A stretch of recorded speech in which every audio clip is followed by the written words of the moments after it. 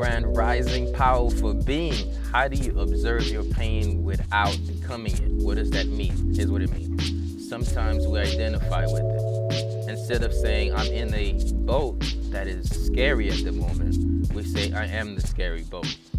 Why don't we start saying, oh, I'm just in this boat trip right now. It's rocky, but that's not me. It's just a situation. It's just a wave. It's just an energy in motion. That's what we're talking about when I'm saying observe your pain, but don't become it. Know what's going on, but don't identify it so much that you put yourself in the box. And that's true freedom. Freedom is observing your pain, but not getting stuck in the loop of thinking that you are your pain. So the only thing I'm here to do is not to remind you of anything that you didn't necessarily know, but it's just to remind you that you're not the pain, you're you. So keep being yourself.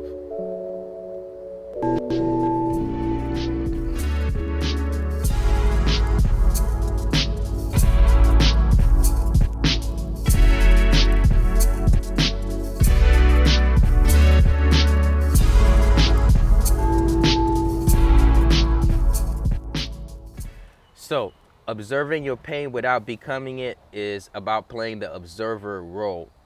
Instead of asking what's wrong with me, start asking what's going on with my pain body, right? There's a song that says, you've been with me, but you haven't been with this new body. That's a real thing, right? Because there's something called your pain body. And it's just your past pains come up throughout your present moment and it steals your joy, steals your present. You could be, like, you're sitting down, like you just enjoying you at the beach. You just enjoying the beach. And then somebody's name cross your head. And then all of a sudden you feel so horrible. Just their names. Mind you, if you got their face with that name, double trouble. All of a sudden, just thinking about somebody can bring you distress. Why? Because when you thought about them, you didn't think about them, you thought about your emotions of them. Right? So thoughts bring about pain when we are letting those pain bodies take over. So what do I mean by that? Sometimes you're like, you changed so much. You tell somebody, well, why you change so much? Well, they didn't necessarily change that much. They just stopped living in their pain body. So now they're not attractive because you're not meeting them at their pain anymore. They're growing out of their pain. And because of that, you might say, oh, you changed so much. Sometimes we don't change, our faces change. And when people see us evolve, they're like, bro, what happened?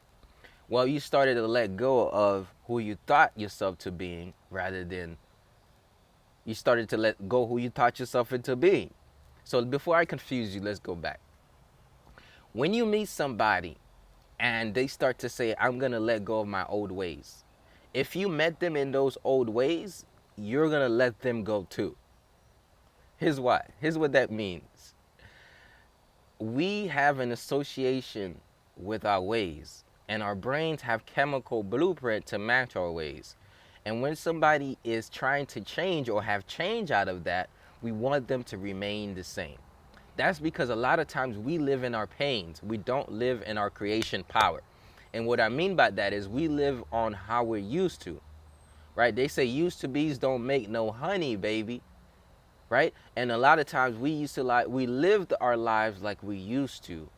Therefore, we stay accustomed to what we're used to.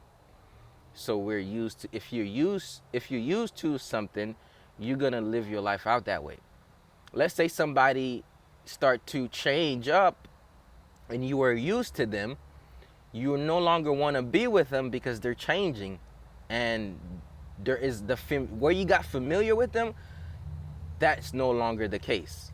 This could be positive or negative, which means you can be the friend that's not growing.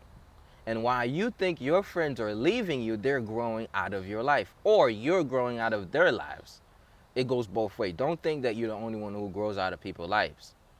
So what I'm saying is we have to identify who we really are and not our pains, because if we only make relationships based on our pains, when we evolve out of those pains, those relationships will go away.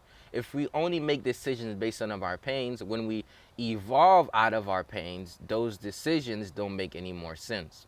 When we make decisions out of pain and not out of our creation power, what happens is we live a life of constant loss, because you can't hold to the pain as much as you try to hold on to it, because the pain is just a past thing. So let's say we try to hold on to the past to have an identity in the present. That doesn't mean that that identity in the present will stay constant, because it's pain based on the past. It's not creative. If you're creating your life based on a limiting state, which was your past, it's not creative, therefore it don't last. So don't build anything on pain, because pain is of the past. If it happened, then now is how do I move forward? So observing the pain. Somebody said, how do I do that? Let's get back on topic. How do I observe the pain and not identify with it? What's the difference between the two? Observation, to look at, to see, to look at, to have from a different perspective, to look at from a higher point, to observe, to utilize your godly power. When I was a kid, I always heard this thing: God is watching you. So if God watching us is watching you, then your observer and yourself is the God within you. So that's the part of you that kind of know what you know, that's good, that's right. But there's also another part of you called your carnal nature. So your pain would be your carnal being, your spirit being the observer, the godly power within you. That's when you're able to step outside yourself and look into yourself. Retrospection. Animals can't do that, introspection. Animals can't retrospect or introspect, but humans can. To live in your creation power is introspection. To live in your past is when you are going to the past. I forgot, I just said the word. Introspection is in the present, right? And then when you retrospection is in the past. And let me make sure I got that word right. What do I mean by that? When you say, oh, what's going on with me right now? Or what emotions am I feeling? We are introspective. When we say, oh, what they said meant based on, then we are retrospective, because we are going back to the past subconsciously, gathering up details and coming up to conclusion.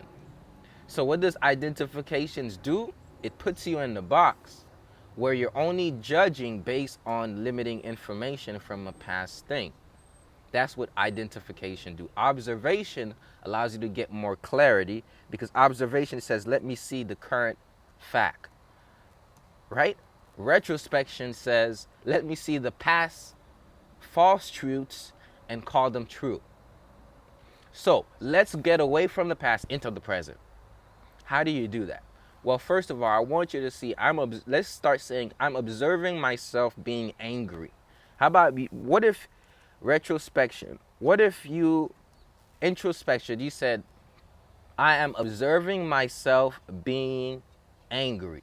That says that you are looking at yourself doing something. You are looking at your carnal being this way. Start saying this word. I am looking at myself being resentful. I am looking at myself being stressed out easily. I am looking at myself being. What does that do for you? When you step out of identification, I am, to observation, I am looking at myself being, then you could transform what you're looking at. When you identify with what you're looking at, you can't transform it because you are it. So God couldn't create humans if God was human. If God was a man, then it'd be hard for him to create humans, because he's like, that's all God knows. When you identify in a box, that's all you know, so you limit your creation power. You guys are catching my drift? So when we say, oh, okay, I'm looking at myself being this way, you're saying, oh, this is how I'm experiencing my life, but if I choose to act differently, then I can experience my life differently. You get the difference? I hope you, if you're getting this, comment below. Share this video to 5 friends and comment done if you're watching live. This is a very important message. I know I can get philosophical on you, but this is just how I communicate, right?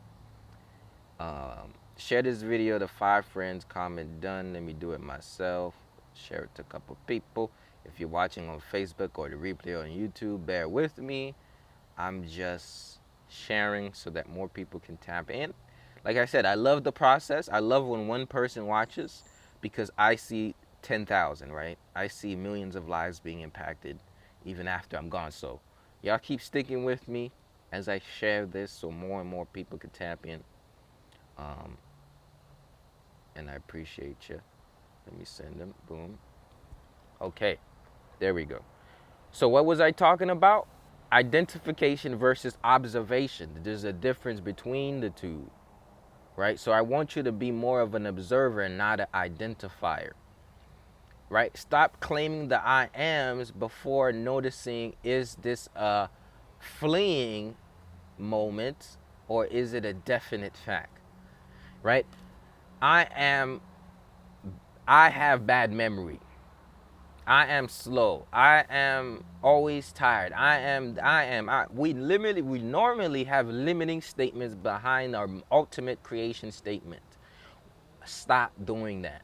Stop having the most limiting thing behind the most empowering statement in the world, which is the statement I am. What you're doing is you are identifying with your pain body and not the spirit. When the I am is based on what man has told you about a temporary thing in your life, you're identifying with circumstance and not possibility. What's the difference? Okay, somebody says, I am depressed. Now, this in the mental health community, somebody said, well, this is a fact. Somebody's gonna come to you and say, well, this is a scientific fact. If there's lack of serotonin production in the gut, if there are specific things, if you're mixing, if you're sadness and you're supplementing and whatever, you're gonna get a lot of, they're gonna say, okay, you're going through a major depressive disorder. I do not like that, right? Depression is a thing, but to claim a major depressive disorder is to make it an identity, and that's the issue. So it's not to say, okay, this is the science, this is the observation. Okay, I am observing I'm low in energy. That's true.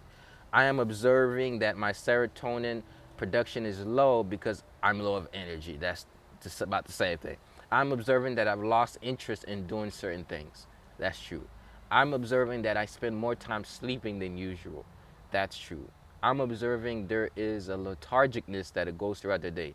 I'm not excited for life. This is true. These are symptoms that have, over time, have studied how an unalignment, a life out of order reaches to these accumulated or exemplified disorder. So it doesn't mean that you are have to identify with this. It just means that you got to reorder the house. So major depressive disorder should not be an identification. It should be a realization about self through observation. So now you could go transform your lifestyle. You adopt a holistic lifestyle to then now order your life, order the routines, order the things you're gonna do, order the juice detox, the juicer, order the membership to the holistic lifestyle tribe. When you observe enough about you, then you can say, oh, this is what's going on, but we don't identify with what's going on. We seek of the action to transform it. That's what being a creator is about. When you identify with what's going on, then you limit what can be growing on. When you identify so much with what's going on, you limit what could be growing on. And the difference is the limitations of a past repeat of an event is way less attractive than what you can do if you say, man, you know what? Up until this point, I have been eating chips a lot. I've been drinking excess sugars. I haven't been thinking positive thoughts. I haven't had a routine. I haven't been working with my body. I haven't had a community of people. I haven't found a passion. I've been talking bad about myself. I've been interpreting other people's words and making it my own. Up in this point, all of these things cause a disorder in my life. Now that I'm noticing this, I am growing to do A, B, C, D. I am going to make a dedication to have a routine. I'm going to make a dedication to wake up and prime my day rather than just go through the day. I'm going to grow through the day. I'm going to start with positivity, with high energy, with mindful movement, with personal development, with affirmations. I'm going to do this because I'm growing out of this circumstance. I'm not identifying with the pain. I'm going to grow through the pain. What is the difference? Same thing, same challenges, just a different mindset. Somebody said, well, I have major depressive disorder. Well, is this a fact that scientifically they came up with terms to put everything in an umbrella? Yes, this is true, but you don't have to claim it, right? So that's why I like to tell people, don't claim it even though it's a scientific fact. Let that be a marker and say, well, right now I'm growing through major depressive tendencies and I'm learning how to reorder myself inside out to transform my life. It's a different mindset.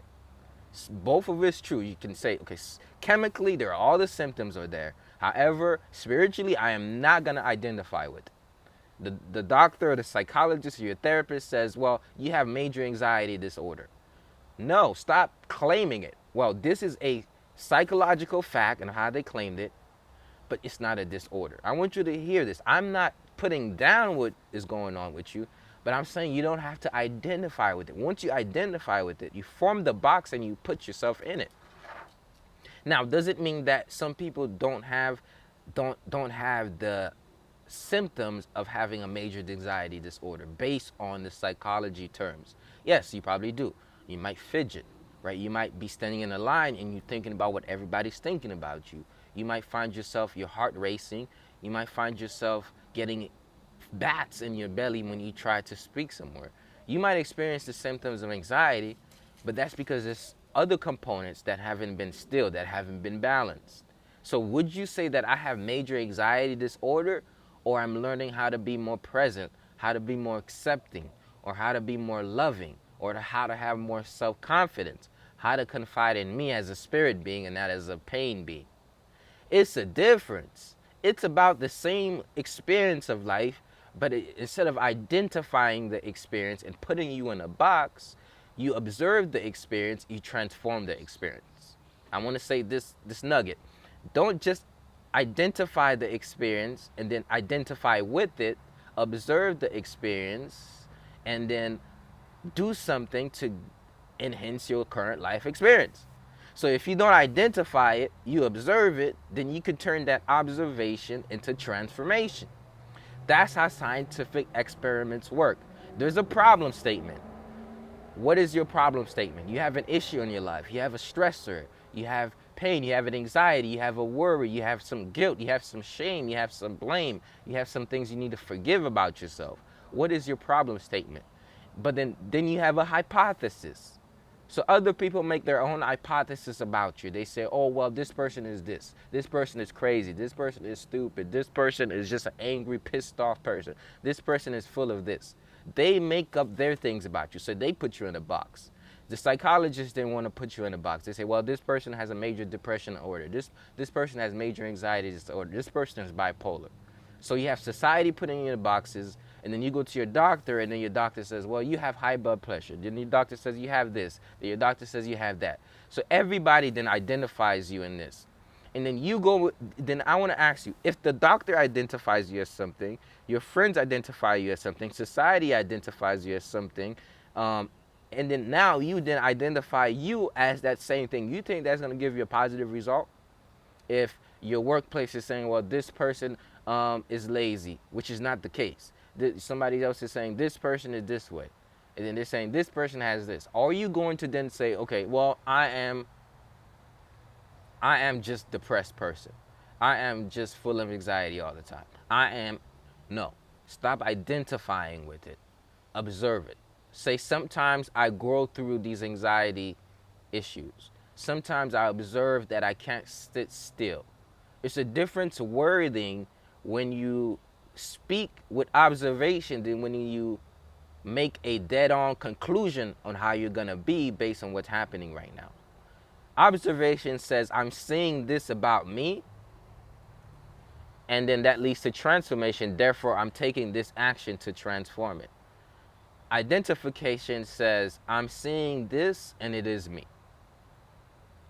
Observation says, I'm seeing this about me. Observation says, I'm seeing this experience right now, I'm experiencing it. I don't necessarily want to experience it, so therefore I can change it. Identification says, I'm experiencing this right now, and I will keep experiencing it on forever. This will never change. It will always be like this. My life will always be in this breath. One of them says, I see it, and it is true, but I'm not it. Right? Somebody says, oh, okay, well, I see the major difference. So what are the tools that I said each of them has to do with? Observation has to do with introspection, looking within to see what's happening, right? Identification have to do with retrospection, subconsciously looking in the past to see what happened and then identifying with the past. Introspection is I look at myself and I see what's happening and I'm okay with it or not okay with it, so I do something about it.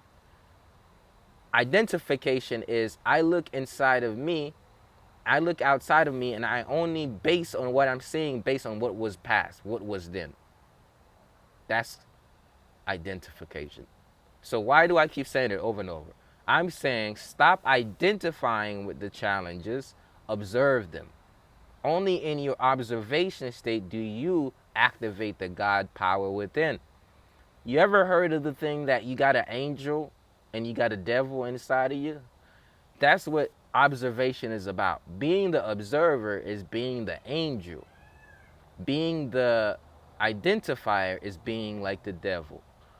Right? So let's say you observe that you ate a little bit too much chocolate cake. The angel says, well, stop eating chocolate cake. It's okay. Forgive yourself for eating this chocolate cake. Leave it alone. You go about, you listen to the angel, life is good. You listen to the observer.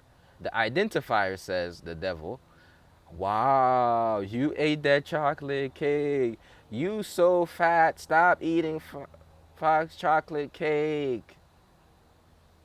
Right? Blames you, shames you, says, you see, you never, you always, you sometimes. The devil is these limiting emotional states that condemn you and condemns you to your sin, the common word we've heard.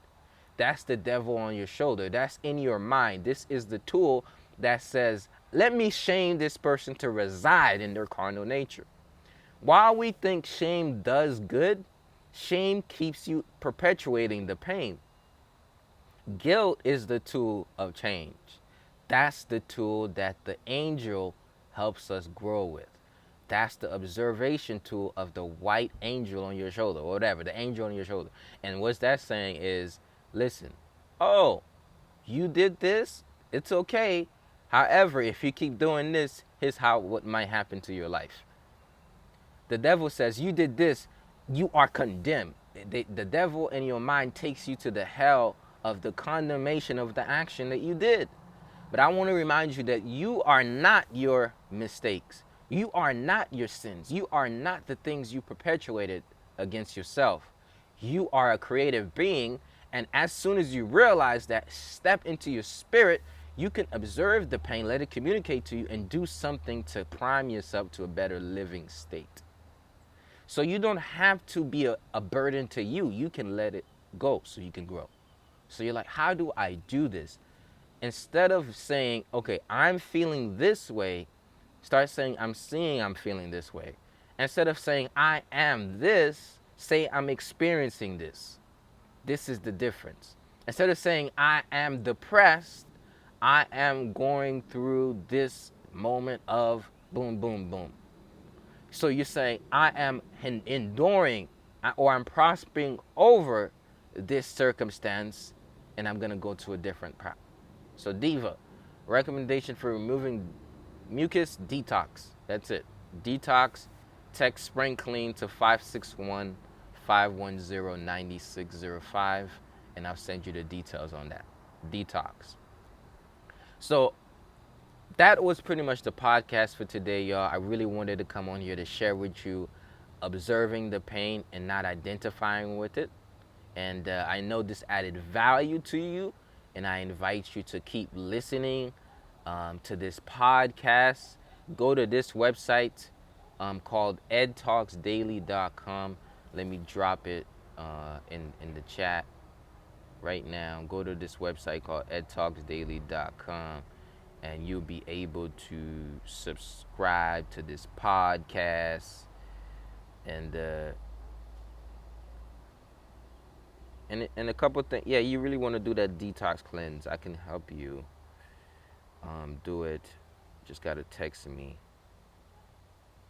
I have specific episodes on that, so today's not the episode, so that's why I'm not giving you all the full details. All right, so I want to thank y'all for being here. Once again, you have the power within you to change your life. You don't have to live in the past. You can transform your present, future. Text sprinkling to 561-510-9605. The link, just dropped it.